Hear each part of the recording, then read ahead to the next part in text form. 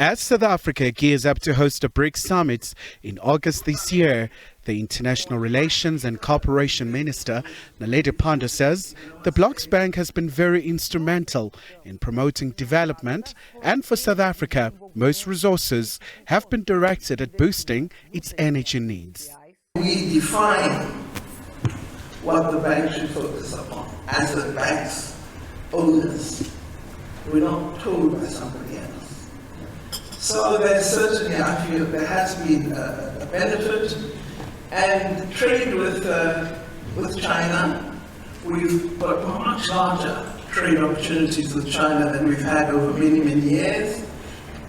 During the COVID 21, 22, we did see somewhat of a slippage, but 23, the numbers are picking up, and it's in our favor. As South Africa, with massive citrus, massive pork, we're doing a lot of trade on beef for the first time.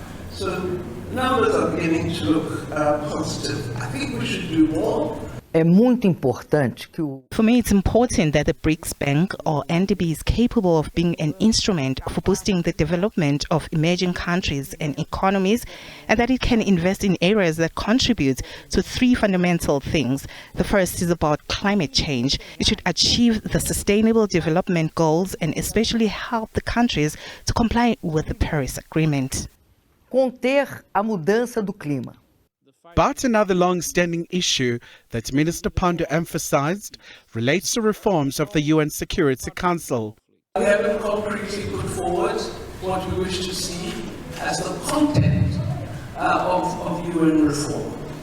I think we have to ask questions about the mechanisms of the United Nations. Is the Security Council constructed in the best way?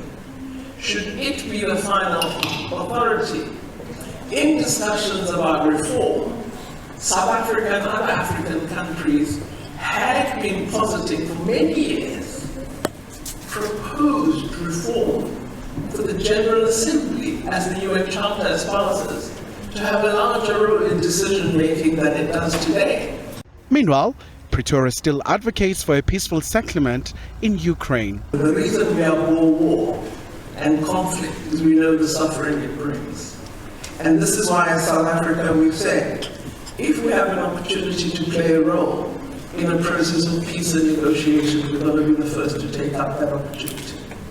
And we continue to say that, and our president is speaking to both President Putin and President Zelensky. Pandor further says they are totally opposed to the unilateral sanctions as they tend to have far-reaching implications. Khumalo, SABC News, Johannesburg.